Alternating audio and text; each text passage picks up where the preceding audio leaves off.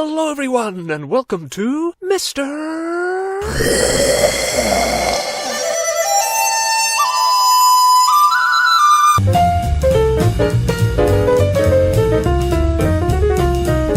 This is Asia, and here is China. Now, 走吧, shall we? China is one of the biggest countries in the world, a ginormous geographical smorgasbord of tall mountains and long rivers, of forests and islands and deserts and valleys, but it hasn't always been so big. The Chinese people step into history out of the Neolithic haze as a humble series of tribes huddled along the banks of the Yellow River. In those dim, faraway days steeped in swirling myth, we glimpse a steady rise of civilization. The first Chinese dynasty of which there is historical certainty is the Shang, which emerges around 1600 BC. Already the Chinese were skilled in ceramics. Now they started perfecting the casting of bronze and scratching markings into tortoise shells and ox bones for the purpose of reading the future. These oracle bones bear the beginnings of the Chinese written script, supported by agriculture and slavery. Shang society was dominated by a king and a military elite. Ancestors were worshipped alongside a number of deities whose favor was sought with offerings of wheat or wine or sacrificed humans and animals. The cruelty of the Shang to their slaves assisted their downfall, as the slaves sided with their enemy who invaded and beat them in battle. The king, Di Xin, burned himself to death in his palace, and the Zhou dynasty took over. This dynasty lasted nearly 800 years, which is about the time it takes for one true thing to be said in politics. The Zhou period is divided into two halves. The first is called the Western, the second is called the Eastern. The Western Zhou era saw expansion to the south and wars against the nomads in the north. A feudal system sustained the kingdom, but poor kingship isolated the nobility, and after being invaded they ended up moving east, thus inaugurating the Eastern Zhou era, itself divided into two epochs. The first is known as the Spring and Autumn period, which saw the Zhou kings as the nominal head of a number of rival states, whose leading families were the ones with the real power. These rival states took turns being in the ascendant, going to war, making peace, and going to war again, in a tenuous attempt to maintain a sort of balance of power. Meanwhile, feudalism declined, vassals gained more power, and there was a rise in the scholar class, who would become the mandarins, the ones who ran the country. This was also the time of Kuang-tzu, known to English speakers as Confucius, a wise philosopher whose ideas were one of the three ideological pillars of ancient China, along with those of Lao Tzu and Buddhism from India. Then we come to the second half of the Zhou era, known as the Warring States period, probably because it was a period of warring states. Not only had the king lost even the semblance of power, but his vassals started calling themselves king. It all culminated in there being 7 big states: Qin, Han, Wei, Qi, Chu, Yan, and Zhou. Over time, the Qin state grew to be the most powerful, with masterful generals like Bai Qi winning battle after battle, and soon it became clear that there was no stopping the Qin, and the other states all got gobbled up, unified, and ruled by an emperor, the first emperor, Qin Shi Huang, in 221 BC. The emperor initiated a series of campaigns of expansion and introduced a number of administrative and economic reforms, as well as ordering a large wall to keep out the possible ancestors of the Huns, who dwelt with their horses in the wide, flat steppes. Much of this wall no longer exists, even though 1 million people may have died being forced to build it. The famous Great Wall we see today was built much later. Qin Shi Huang was very fearful of death and ordered people to search for the elixir of life, but alas, they never found it, and he died and was buried with thousands of terracotta soldiers guarding his tomb. The Han dynasty followed, where Confucianism was championed and administrators selected on the basis of merit. Paper was invented and the Silk Road trade route established. China doubled in size under Emperor Wu, whose many costly military adventures strained the overtaxed peasants. War's immense expense, as well as royal intrigue and scheming palace eunuchs and devastating rebellions, all undermined the empire, and it split into 3 states constantly at war. This was the Three Kingdoms era, romanticized by the author Lu Guanzhong, and was among the most destructive in all history, with up to 40 million people killed. The following Jin dynasty was soon engulfed in civil war, invasions by the northern barbarians, and then division into small squabbling states. Bit by bit, however, Chinese culture spread, both south and among the foreign invaders in the north. China was finally united in the Sui dynasty. The Grand Canal was carved out, the longest in the world, but things soon went downhill after a failed invasion of Korea. The Tang dynasty was a cultural golden age, with great painters and China's finest poets, Li Bai and Du Fu, penning their serene verses of the moon and maple groves. A brief shock interregnum saw an empress gain power, Wu Zetian, a ruthlessly ambitious leader. The calamitous rebellion of Anlu Sha signaled the dynasty's decline. China slipped back into chaos until the Sung dynasty soothed the wounds and there was peace. Increased rice cultivation facilitated a population boom, and speaking of boom, gunpowder was invented, and Chinese merchants sold their porcelain and silks to distant lands. But the good times ended as the Jurchens invaded from the north, followed by the Mongols, who conquered China, and in 1281 Kublai Khan set up the Yuan Dynasty. The Mongols largely let China carry on as before, but kept positions of power out of Chinese hands, favoring the Uyghurs and Tibetans and even an Italian called Marco Polo. The Chinese regained control with Hong Wudi, who set up the Ming Dynasty, most famous nowadays for the splendid vases it produced. The capital moved from Nanjing to Beijing, in which the emperor had his own city built, the Forbidden City, with its structures having all those wonderfully embellished names characteristic of Chinese architecture, such as the Hall of Supreme Harmony, the Gate of Manifest Virtue, and the Palace of Tranquil Longevity. Of course, the cost of supporting the lavish life of the emperor and his elite circle was immense, as were the campaigns against Korea and Japan, and the people were suffering. Moreover, China, which had devised so many impressive inventions, was now being outpaced by Europe. The Ming Dynasty had given China a century of peace, but also creative stagnation, right at the threshold of the modern era. It ended after the Manchu people violently subdued China and started the last dynasty, the Qing. The Qing had many wise and good emperors, such as Kangxi, but the dynasty's focus on remaining fixed in the old days would prove disastrous. The West was modernizing at fork lightning speed, while China was obdurately stuck in the past. The Scottish economist Adam Smith recorded in 1776 that the poverty of China was so grave that people eagerly ate whatever garbage was thrown overboard from European ships. Meanwhile, the habit of smoking opium spread from Southeast Asia and became ominously popular. The emperor banned it completely in 1799, and Britain seized on the chance to profit off its demand. Its East India Company began producing and distributing the drug via smugglers into China. This led to war, but China was defeated, with Britain taking Hong Kong, though British Prime Minister William Gladstone criticized the war and declared it would prove a permanent disgrace for Britain. China attempted another war and was crushed again, and the Chinese people were furious at their leaders. Uprisings sprouted up all over China, with the Taiping Rebellion proving the most catastrophic, with some 20 to 30 million deaths. 1861 to 1908 saw the Empress Dowager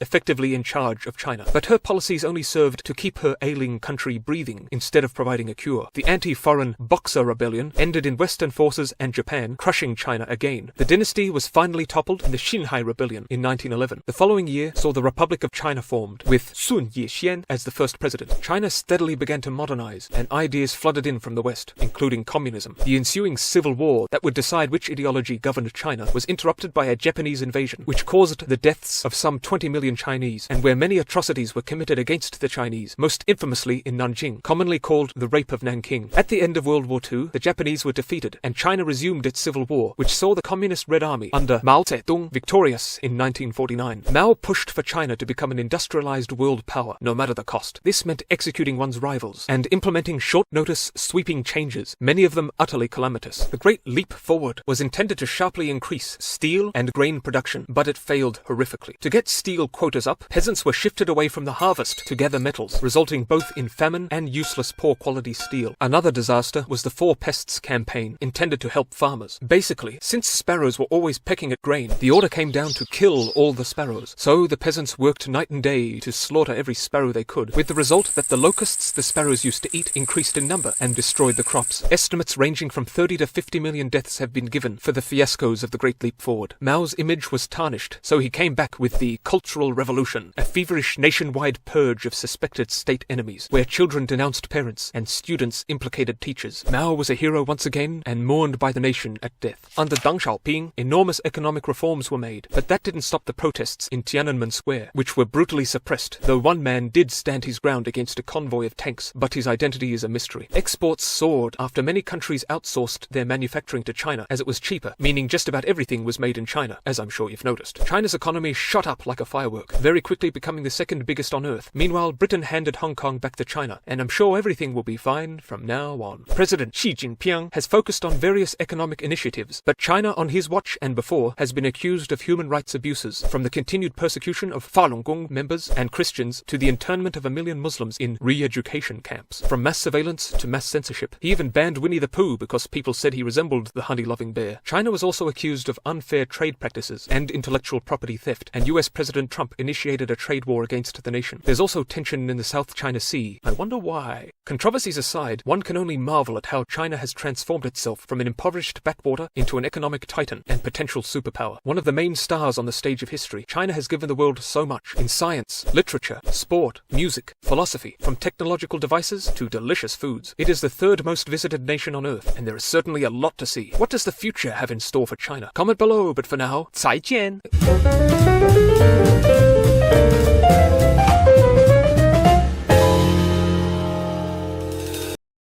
दोस्तों recently China ने India के borders को destabilise करने की तरफ एक और कदम उठाते हुए अरुणाचल प्रदेश के तवांग सेक्टर के यांगत्से रीजन में स्टेटस को चेंज करने की नाकाम कोशिश की। पर आप ये मत सोचिएगा कि चाइना का ये कोई रैंडम स्टेप है, बल्कि दशकों पहले चाइना ने डिसाइड कर लिया था कि वो अरुणाचल को डिस्टेबलाइज करेगा। और इस बात का सबूत मिलता है चाइना की 5 फिंगर पॉलिसी में, जिसकी कल्पना चाइनीज लीडर माओ जेडोंग ने की थी। ये कभी ऑफिशियल स्टेटमेंट्स में डिस्कस तो नहीं हुआ, पर माओ जेडोंग का मानना था कि तिब्बत चाइना का राइट हैंड है और सिक्किम, अरुणाचल, भूटान, नेपाल और लद्दाख उसकी 5 फिंगर्स। 1900 से लेकर 1960s तक माओ जेडोंग और बाकी Chinese officials Chinese civil wars और तिब्बत में ये बात पब्लिकली क्लेम करते थे कि भूटानीज, सिक्किमीज और लद्दाखीज को एक यूनाइटेड तिब्बत को फॉर्म करने की जरूरत है, जिससे ग्रेट मदरलैंड ऑफ चाइना का फॉर्मेशन हो सके। अगले वीडियो में आप भारत के कौन से स्ट्रेटेजिक इंफ्रास्ट्रक्चर को जानना चाहते हैं, कमेंट सेक्शन में जरूर बताइएगा। It is 1949 and the world has 2 Chinas, both claiming to be the real one. One is the tiny island of Taiwan. The other is Chinese mainland. How did we get here? A civil war. The communists led by Mao versus the Republic led by Chiang Kai-shek. In 1949, Mao emerged victorious, and 2 million officials, soldiers and Republic loyalists fled to Taiwan, declaring it the true China. The Americans backed Taiwan's claim and pledged to protect the island. Mainland China was poor and war-torn. They couldn't afford to fight another war, especially over a tiny island. 75 years later, that tiny island has become a semiconductor hub, and the mainland, a superpower determined to resolve unfinished business.